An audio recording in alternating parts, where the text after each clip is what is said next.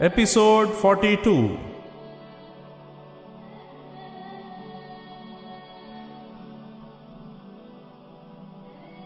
پھر وہ رجل عظیم نمودار ہوا جسے قدرت نے ایک قوم کی ڈوبتی ہوئی کشتی کو پار لگانے کے لیے منتخب کیا تھا۔ الماس چلایا، دیکھو بیٹی، وہ امیر یوسف ہیں۔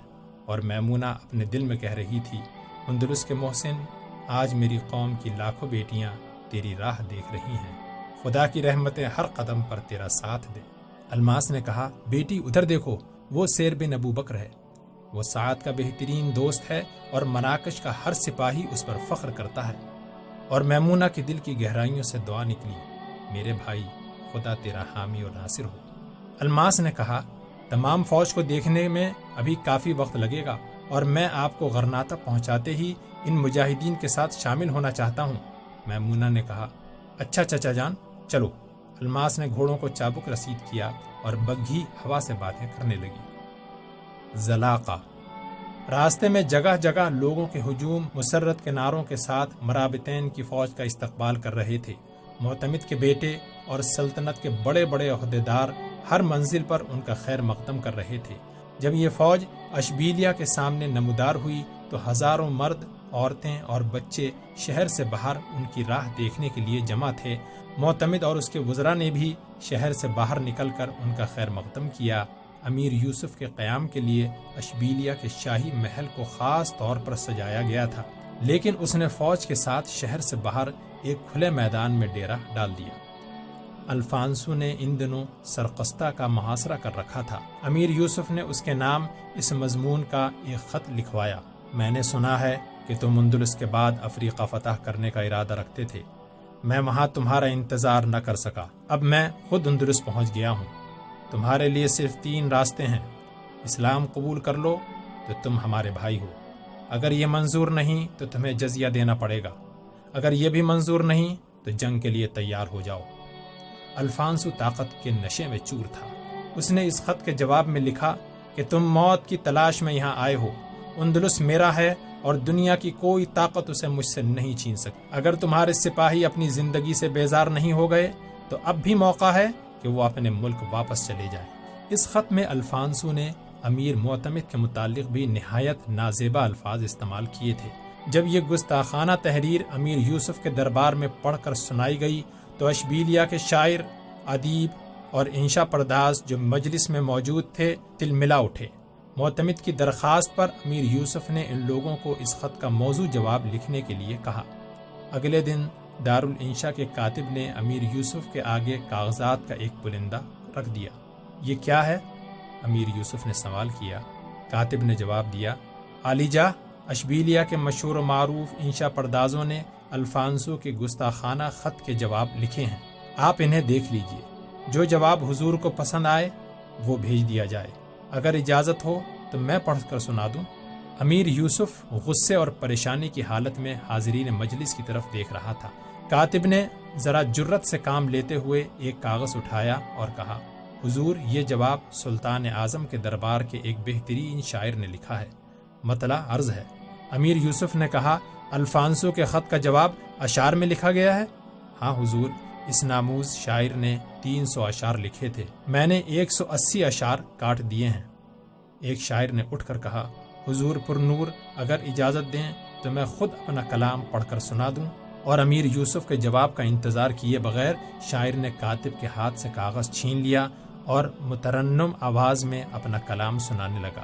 پہلے چند اشعار میں فصیح و بلیغ گالیاں امیر یوسف کی سمجھ سے بالا تر تھیں، لیکن جب شاعر نے واضح الفاظ میں اپنے جذبات کا اظہار شروع کیا تو امیر یوسف نے اپنا ہاتھ بلند کرتے ہوئے کہا، بس بس، میں اس سے آگے نہیں سننا چاہتا۔ شاعر مایوسی کی حالت میں بیٹھ گیا اور کاتب نے دوسرا کاغذ اٹھاتے ہوئے کہا، حضور، یہ جواب دارالانشا کے 8 مشہور ادیبوں نے باہمی مشورے کے ساتھ لکھا ہے۔ سلطان معظم نے خود اپنے قلم سے اس کی اصلاح کی ہے، آپ یقیناً اسے پسند فرمائیں گے۔ کاتب نے ابھی چند سطور پڑھی تھیں کہ امیر یوسف کی قوت برداشت جواب دے گئی اور اس نے باقی کاغذات کا پلندہ اٹھا کر ایک طرف پھینکتے ہوئے کہا، دنیا میں آج تک کاغذ اور سیاہی کا اس سے برا استعمال کسی نے نہیں کیا۔ تم لوگ دنیا میں رہنے کے قابل نہیں، دشمن تلواریں تیز کر رہا ہے اور تم الفاظ کے تیر جمع کر رہے ہو؟ الفانسو کا خط کہاں ہے؟ کاتب نے الفانسو کا خط پیش کیا تو افریقہ کے مجاہد نے اپنے قلم سے اس کی ایک کونے پر یہ الفاظ لکھ دیے: جو کچھ پیش آنے والا ہے وہ تم خود ہی دیکھ لو گے۔ الفانسو نے تمام محاذوں سے اپنی افواج کو ایک جگہ جمع کرنے کا حکم دیا اور سرقسطہ کا محاصرہ چھوڑ کر طلیطلہ کا رخ کیا۔ جلیقیہ، اسچوریا، لیون، ارغون اور النوار کے حکمرانوں کے علاوہ فرانس اور اطالیہ کے کئی امراء اس کے ہمرکاب تھے۔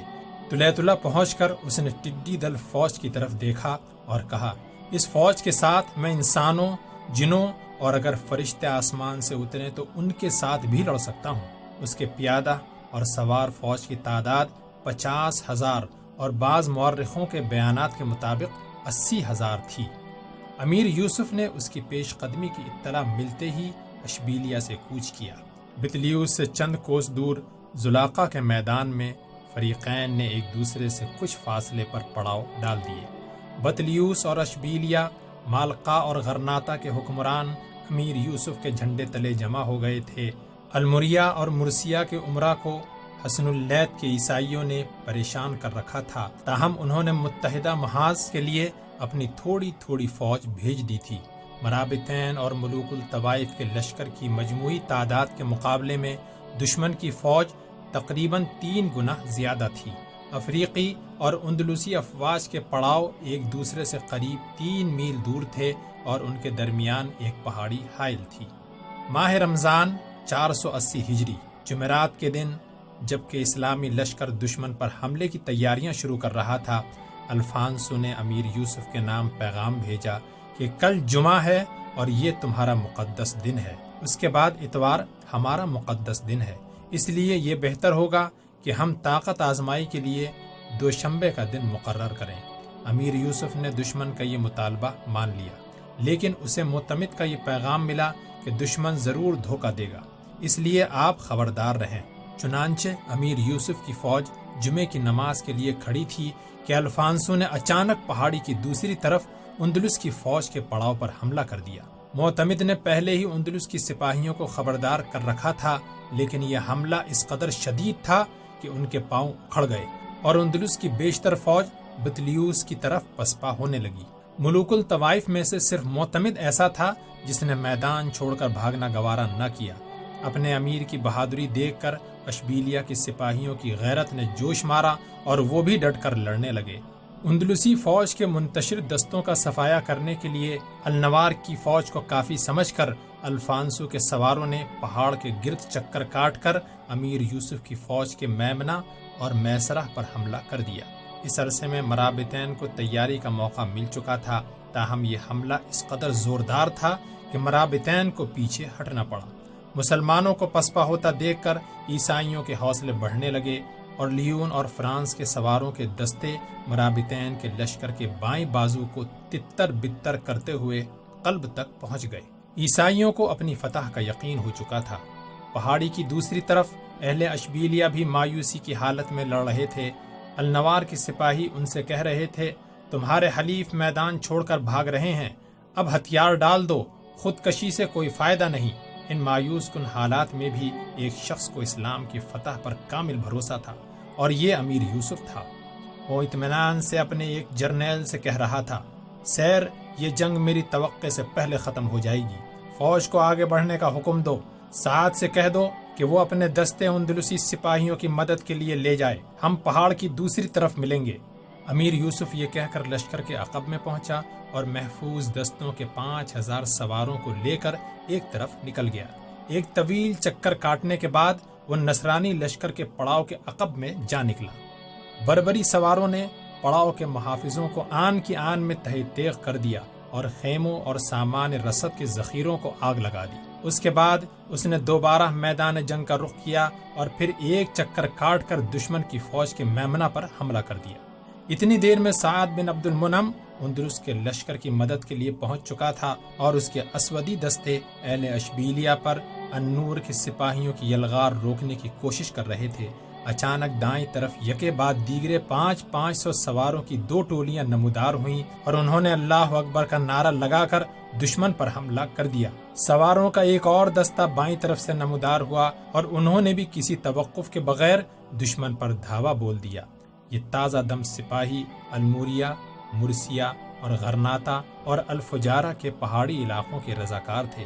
سعد نے ان کے سالار کو دیکھتے ہی پہچان لیا اور اپنا گھوڑا بھگا کر ان کے قریب پہنچتے ہوئے کہا، ابا جان، اس عمر میں آپ کو میدان میں آنے کی ضرورت نہ تھی۔ عبد المنعم مسکرایا، میں ابھی بوڑھا نہیں ہوا بیٹا، اسی دن کی آرزو میں تو میں نے قید و بند کی بھیانک راتیں گزاری ہیں۔ اچانک سعد کی نگاہ ایک طرف مبذول ہو گئی۔ احمد ایک آہن پوش نصرانی کے ساتھ قوت آزمائی کر رہا تھا۔ اس کی تلوار بھاری زرہ پر بے اثر ثابت ہو رہی تھی۔ ایک سوار نیزہ تان کر احمد کی طرف بڑھا۔ سعد نے اچانک اپنے گھوڑے کو ایڑ لگائی، حملہ آور کو نیزے کی ضرب سے گرایا، لیکن وہ گرتے ہی اٹھا اور احمد پر ٹوٹ پڑا۔ احمد کی تلوار اب بیک وقت 2 تلواروں سے ٹکرا رہی تھی۔ اس نے ایک کو مار گرایا، لیکن دوسرے کے بھاری خود پر ایک ضرب لگانے سے اس کی تلوار ٹوٹ گئی۔ سعد اتنی دیر میں ایک اور سوار کو موت کی گھاٹ اتارنے کے بعد احمد کی طرف متوجہ ہوا۔ وہ خالی ہاتھ ادھر ادھر ہٹ کر اپنے مد مقابل کے پے در پے حملوں سے بچنے کی کوشش کر رہا تھا۔ سعد نے پیچھے سے گھوڑا آگے بڑھا کر اس کی پیٹھ پر نیزہ مارا اور وہ منہ کے بل گر پڑا۔ احمد نے بھاگ کر اس کی تلوار چھین لی۔ سعد نے کہا، ارے شاعر، تم تو اچھے خاصے سپاہی بن گئے ہو، تمہارا گھوڑا کہاں ہے؟ وہ زخمی ہو گیا ہے بھائی جان۔ سعد نے کہا، وہ دیکھو تمہارے لیے گھوڑا آ رہا ہے۔ ایک نصرانی سوار چند قدم دور ایک افریقی کے ساتھ قوت آزمائی کر رہا تھا۔ سعد نے گھوڑا بھگا کر اس کی پسلی میں نیزہ مارا اور احمد نے بھاگ کر اس کے گھوڑے کی باگ پکڑ لی اور اسے ایک طرف ڈھکیل کر زمین پر بیٹھ گیا۔ تمہیں یہ گھوڑا پسند ہے؟ سعد نے مسکراتے ہوئے کہا، بھائی کا تحفہ مجھے کیوں کر ناپسند ہو سکتا ہے؟ حسن بھی آیا ہے؟ حسن، ابا جان، ادریس اور الماس سب آئے ہیں۔ حسن الفانسو کو تلاش کر رہا ہے۔ سعد نے کہا، تم اپنے ساتھیوں سے کہو کہ دشمن کے سامنے سے ہٹ جائیں، ہم اسے آگے بڑھنے کا موقع دے کر نرغے میں لینا چاہتے ہیں۔ اس محاذ پر جنگ کا نقشہ بدلتا دیکھ کر الفانسو کے چند اور دستے النوار کے سپاہیوں کی مدد کے لیے پہنچ گئے، لیکن اب اندلسی پہلے کی نسبت کہیں زیادہ پر امید ہو کر لڑ رہے تھے۔ معتمد زخموں سے چور ہونے کے باوجود ایک شیر کی طرح گرج رہا تھا۔ اندلس کی وہ فوج جو کچھ دیر پہلے میدان چھوڑ کر بھاگ نکلی تھی، اب واپس آ کر اہل اشبیلیہ کے دوش بدوش لڑ رہی تھی۔ پہاڑی کی دوسری جانب جنگ اس سے کہیں زیادہ شدید تھی۔ الفانسو کو یقین تھا کہ اگر امیر یوسف کی افواج کے پاؤں اکھڑ گئے تو اسے نہ صرف جنگ میں فتح حاصل ہوگی بلکہ بحیرہ روم کے ساحل تک اس کا راستہ روکنے والا کوئی نہ ہوگا۔ افریقہ کی فوج اندلس کے مسلمانوں کا آخری سہارا ہے، اور یہ سہارا ٹوٹ جانے کے بعد ان کی قوت مداخلت ہمیشہ کے لیے ختم ہو جائے گی۔ اس لیے اس نے اپنی بیشتر افواج اسی محاذ پر جمع کر رکھی تھی۔ وہ اپنی ابتدائی کامیابیوں پر مسرور تھا، لیکن اسے اپنے پڑاؤ میں آگ کے شعلے دکھائی دینے لگے، اور اس کے بعد امیر یوسف کے طوفانی دستے اس کے میمنہ کی صفوں کو چیرتے ہوئے قلب تک جا پہنچے تو اس نے محسوس کیا کہ فتح اس قدر آسان نہیں جتنی کہ وہ سمجھا تھا۔ اچانک سیر بن ابو بکر اپنی فوج کے قلب سے بربریوں کے چند دستے لے کر نکلا اور اس نے دشمن کے میسرے پر حملہ کر دیا۔ میسرے کی صفوں میں فرانس کے نائٹ ایک آہنی دیوار کی طرح کھڑے تھے، لیکن برق رفتار بربریوں کے سامنے ان کی پیش نہ گئی۔ سیر بن ابی بکر ان کی مزاحمت کو کچلتا ہوا امیر یوسف سے آ ملا۔ اتنی دیر میں ایک اور بربر جنرل عقب کے دستے کو 2 حصوں میں تقسیم کر کے آگے بڑھا اور اس نے دشمن کو دائیں اور بائیں بازو سے گھیر لیا۔ عیسائیوں نے جنگ کا نقشہ بدلتا دیکھ کر جوابی حملہ کیا اور مرابطین پھر ایک بار مدافعانہ جنگ لڑتے ہوئے پیچھے ہٹنے پر مجبور ہو گئے۔ لیکن اچانک الفانسو کی افواج کو ایک اور پریشانی کا سامنا کرنا پڑا۔ پہاڑی کی دوسری جانب سے النوار کی فوج اندلسیوں کے ہاتھوں شکست کھا کر بھاگ نکلی اور سعد نے اس محاذ سے فارغ ہوتے ہی اسودی سواروں کے ساتھ قسطلہ کے لشکر کے عقب پر حملہ کر دیا۔ اب الفانسو کی فوج چاروں طرف سے گھیرے میں آ چکی تھی اور اندلس کی باقاعدہ فوج اور رضاکار بھی مرابطین کے ساتھ شامل ہو چکے تھے۔ غروب آفتاب کے قریب جبکہ عیسائیوں کے لشکر میں افراتفری پھیل چکی تھی، مرابطین کے لشکر میں نقاروں کی صدا گونجنے لگی، اور نقاروں کی آواز سنتے ہی افریقی فوج نے ایک نئے جوش و خروش کے ساتھ چاروں طرف سے حملہ کر دیا۔ عیسائی لشکر عقب سے اسودی سواروں کا گھیرا توڑ کر پیچھے ہٹنے لگی۔ کوئی آدھ میل پسپا ہونے کے بعد عیسائیوں نے دوبارہ جم کر لڑنے کی کوشش کی، لیکن افریقہ کے تیز رفتار سواروں نے انہیں صفیں درست کرنے کا موقع نہ دیا۔ امیر مرابطین چلایا، اب آخری ضرب لگانے کا وقت آ گیا ہے، اور آن کی آن میں فوج کے افسروں نے اس کی آواز ہر سپاہی تک پہنچا دی۔ نقارے پر دوبارہ چوٹ پڑی اور مرابطین ایک آندھی کی طرح دشمن پر ٹوٹ پڑے۔ دشمن بھاگ نکلا۔ الفانسو کی نصف کے قریب فوج اب بھی اس کے ساتھ تھی، لیکن یہ لوگ صحرا نشینوں کے جنگ کے طریقوں سے واقف نہ تھے۔ امیر یوسف نے ازسر نو اپنی فوج کو منظم کیا۔ پیادہ سپاہی ایک طرف ہٹ گئے اور سوار 3 حصوں میں تقسیم ہو کر دشمن کا پیچھا کرنے لگے۔ بائیں طرف تعاقب کرنے والے سواروں کی قیادت سیر بن ابی بکر کے ہاتھ میں تھی، بائیں طرف ایک بربری جنرل تھا، اور ان دونوں کے درمیان امیر یوسف اپنے طوفانی دستوں کی رہنمائی کر رہا تھا۔ یہ فوج ایک نصف دائرے میں پھیل کر دشمن کا تعاقب کر رہی تھی۔ دائیں اور بائیں بازو کے سوار دشمن کو گھیر رہے تھے اور پیچھے آنے والے انہیں موت کے گھاٹ اتار رہے تھے۔ الفانسو یہ محسوس کر رہا تھا کہ صحرا نشینیوں کی اصل جنگ اب شروع ہوئی ہے۔